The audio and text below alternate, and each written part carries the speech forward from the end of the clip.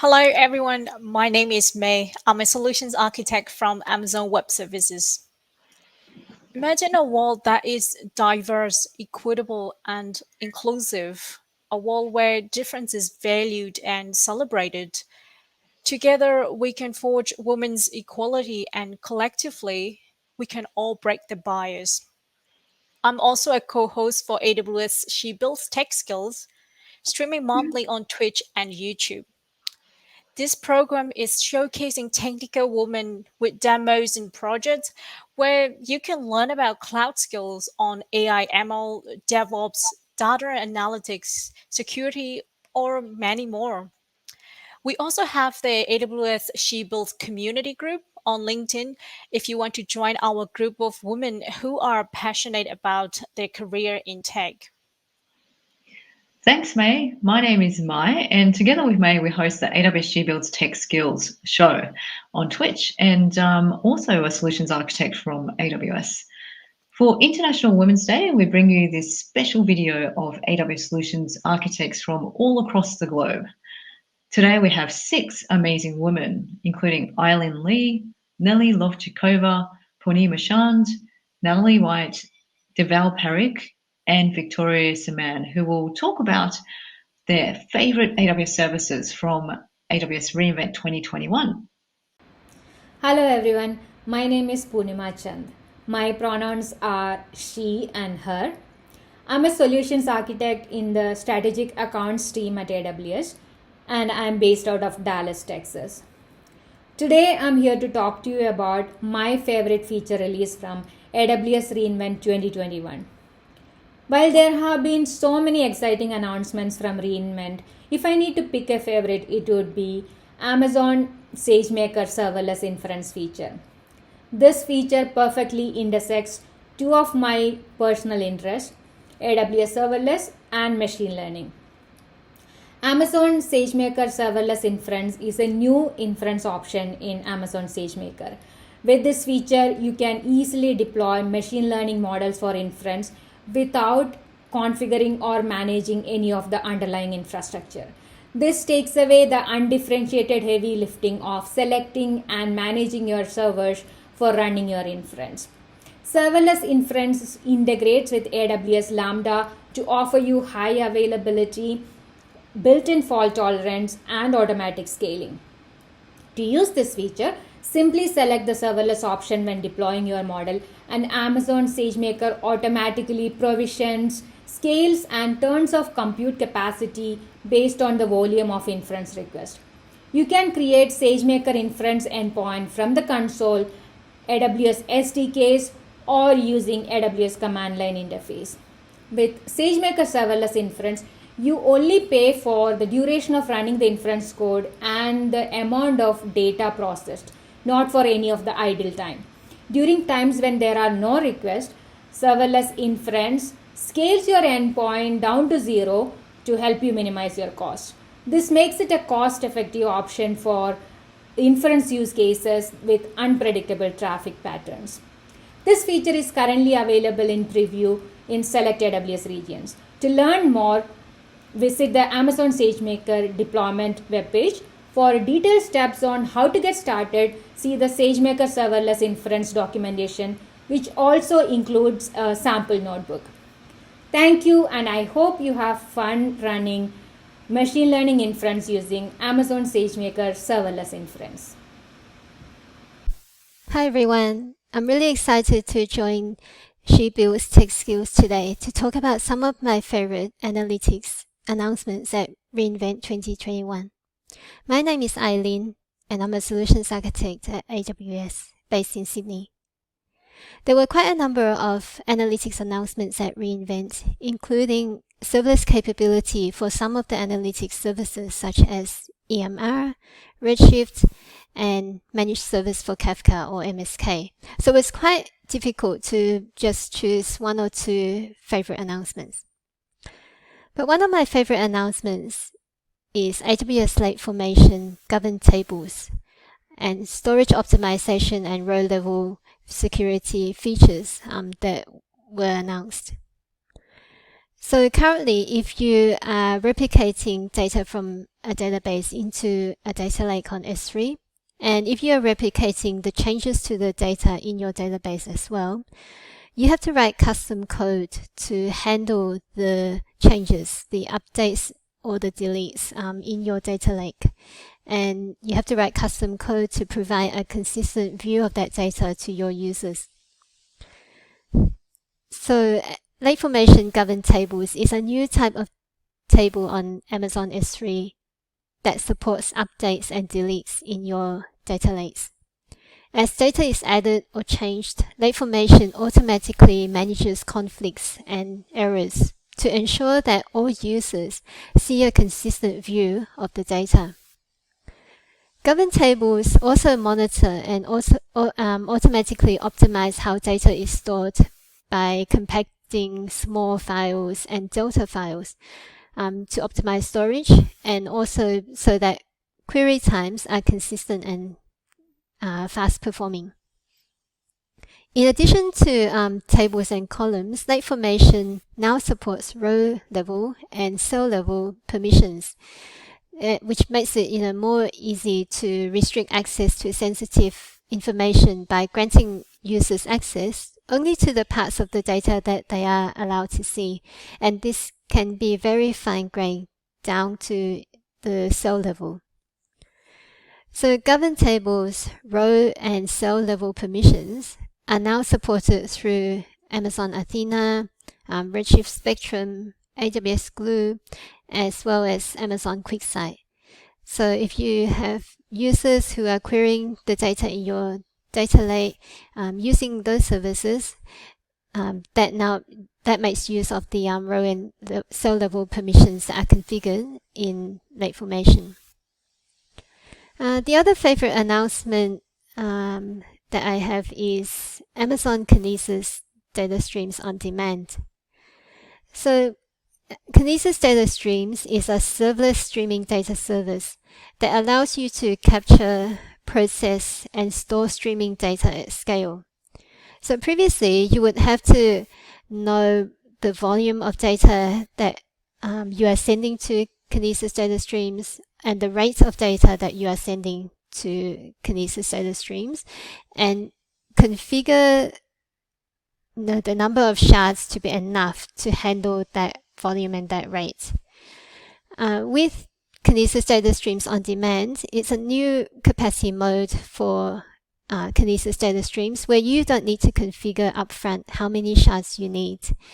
When you choose the on-demand capacity mode, Kinesis Data Streams handles your workloads as they ramp up and down.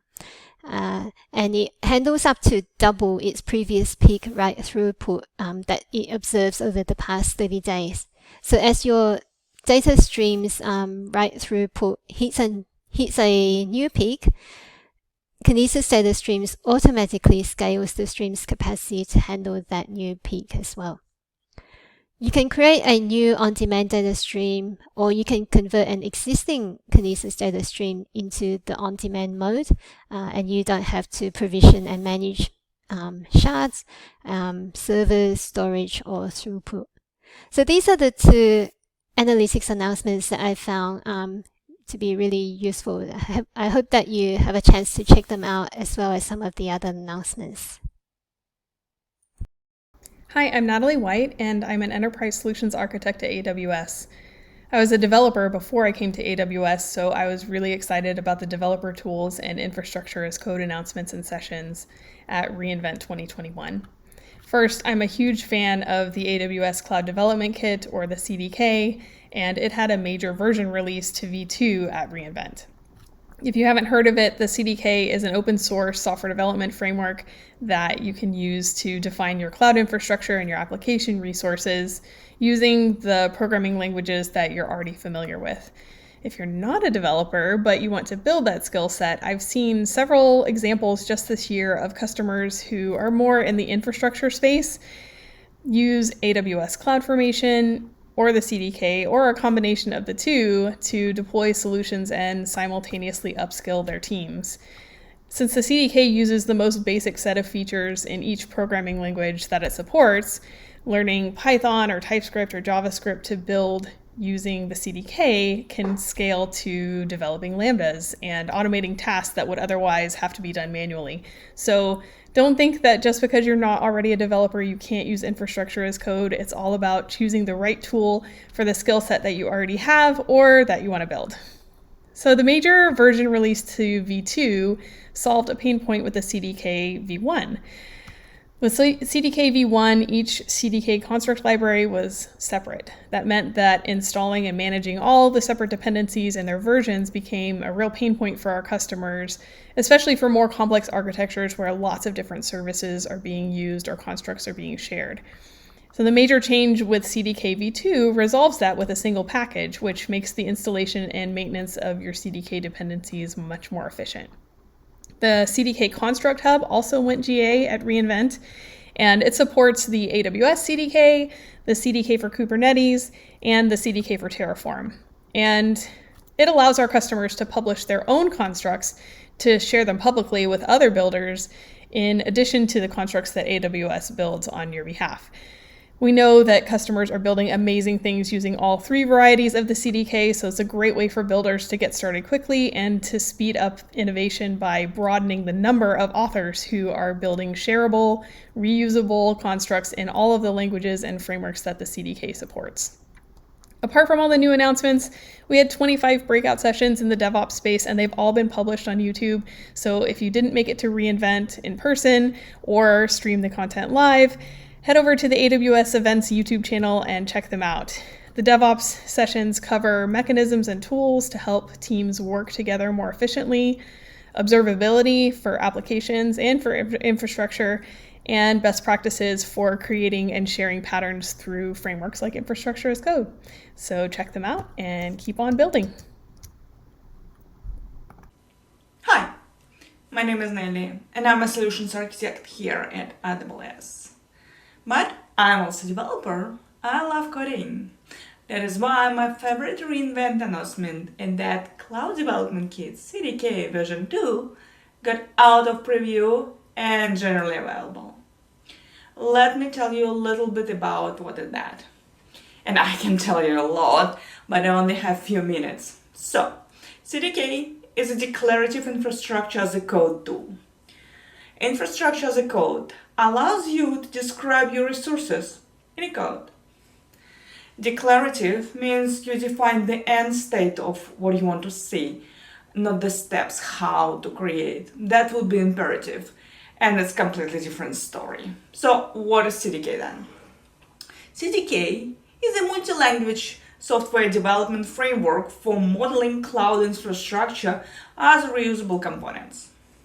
Because it is declarative, we don't write actual code that is going to create our infrastructure. We are going to write a code that models that desired state we want for our resources. And then we pass this state for provisioning engines such as AWS CloudFormation, and it is going to look at the model and realize this configuration for us. We introduced the Cloud Development Kit Cdk in 2018, and it became very, very popular. Cdk is a technology of choice for many organizations. The power of Cdk is flexibility, and also you don't need to learn any new concept. All previous knowledge you had as a developer is still relevant. Loops, conditions, classes, components, language syntax, even tooling. Multiple languages support. C#, Go, Java, Python, and TypeScript. So what came with the version 2? It is a single package now. You see, version 1 was modular. That has a lot of flexibility, but also lots of management overheads. Now, if I were coding in a train, not having anymore, or during camping trip, yes, I'm the person who does that, and I don't have the internet, and I want to introduce new service. Oops. But with the version 2, all my tooling and dependencies are there, and I can model my infrastructure. Version management, way easier. Just update one package. The other thing, did you know that CDK is open source and you can contribute? That is why stable and mature constructs are separated from experimental. so you always can rely on main library. And the last thing I'm excited is assertion library, so you can write unit tests against your infrastructure as a code and have peace of mind. I already migrated all my projects to version 2 and enjoyed management simplicity. So if you haven't tried CDK yet, please join me, it is a pure pleasure. And if you already use version 1, check maybe version 2 would be a little bit better for you. That was Nelli Lovchikova with you. Happy coding! Hi everyone, my name is Deval Parikh and I'm a Senior Solutions Architect at AWS. I'm based out of Los Angeles. I've been in the IT industry for over 15 years now. I started my career as a software development engineer at the Boeing Company, and prior to joining AWS, I worked at AT&T as a software architect building their systems to enable DevOps on AWS Cloud. I'm also a containers specialist at AWS and here to talk to you about my favorite feature at reInvent 2021. One of the newest launches at AWS this year in the container space is Carpenter. So what is Carpenter? Carpenter is an open source, flexible, vendor neutral, high performance Kubernetes autoscaler built with AWS. It improves your application's availability and your cluster's performance by providing right-sized compute resources like the AWS EC2 instances. So how does Carpenter work?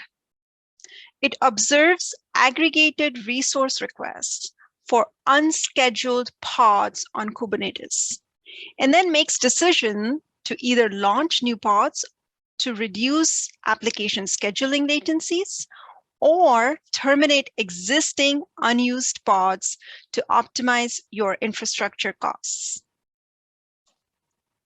Why was Carpenter introduced then? Prior to Carpenter, Kubernetes users needed to dynamically adjust compute capacity of their clusters by using EC2 autoscaling groups and the Kubernetes cluster autoscaler. About half of the Kubernetes customers on AWS have reported that configuring cluster autoscaling using Kubernetes cluster autoscaler is not only challenging, but also restrictive. So what are some of the use cases associated with Carpenter?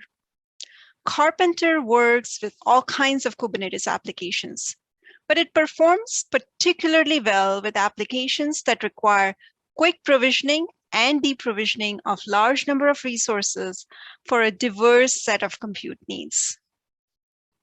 A few examples of such applications include batch jobs to train machine learning models, applications that run simulations, and those that perform complex financial calculations, and many more.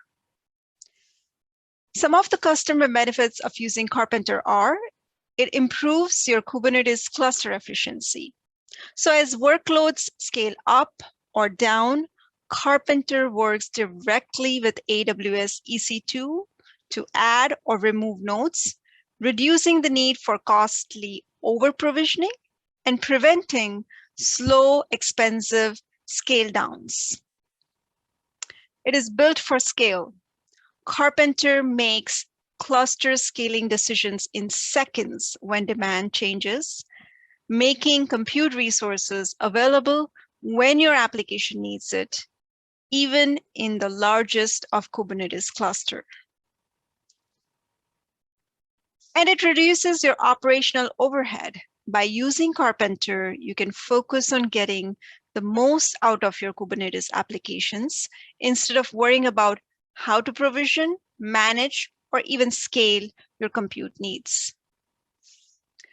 Finally, if you're interested in learning more on running managed Kubernetes containers on the cloud, go to aws.amazon.com/EKS. To learn more about the AWS Carpenter project, go to carpenter.sh. I hope you enjoyed this video. Cheers. Hello everyone, my name is Viktoria and I'm a Senior Partner Solutions Architect at AWS based in New York. I'm excited to join today She Builds Tech Skill Show and tell you about my personal favorite service announcement during reInvent, AWS IoT TwinMaker. And before I tell you more about this awesome service, I want to share with you a story so you understand why I'm so excited about it. I started my career as a controls engineer. I was responsible for designing supervisory systems to control operations, processes, and production plans. So for one of my projects, I needed to develop screens to allow operators to control a very complex mixing operations.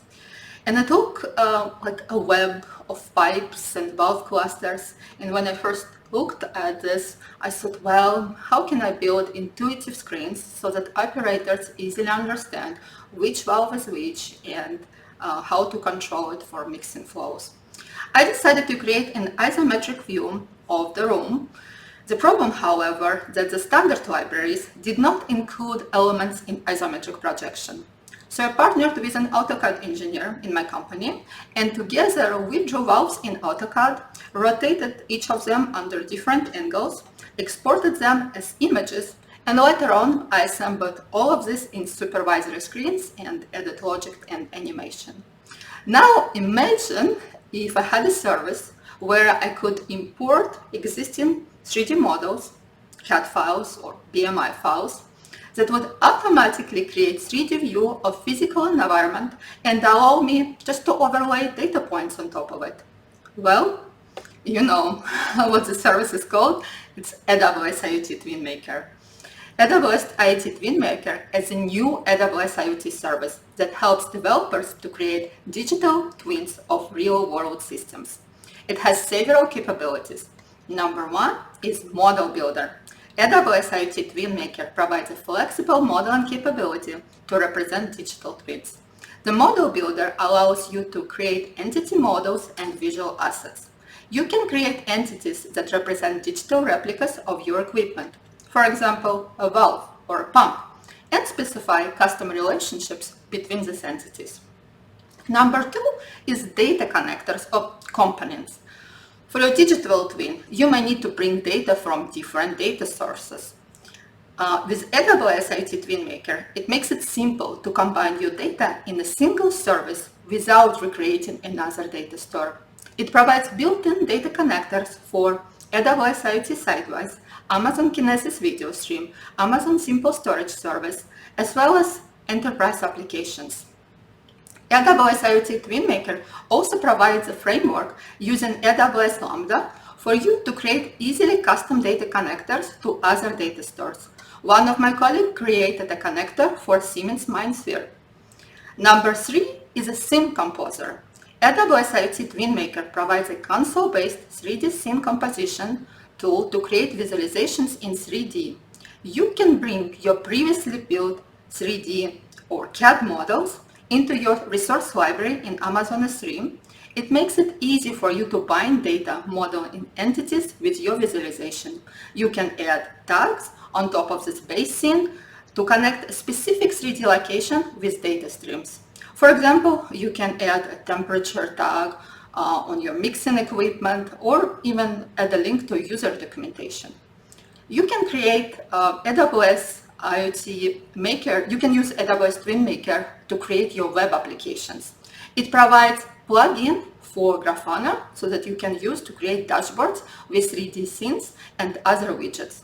The dashboards use AWS IoT TwinMaker's unified data access API to populate different widgets. I wish I could use AWS IoT TwinMaker for my past project. Some of the common use cases for AWS IoT TwinMaker include creating a holistic view of your operation processes with faster and less effort, driving optimization of building operation, increasing production output, and improving equipment efficiency. I hope you enjoyed this overview. Thank you. For those of you listening, I hope you continue to be role models for women out there.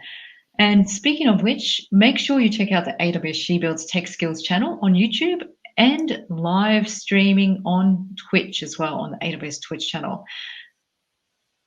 This is Mai.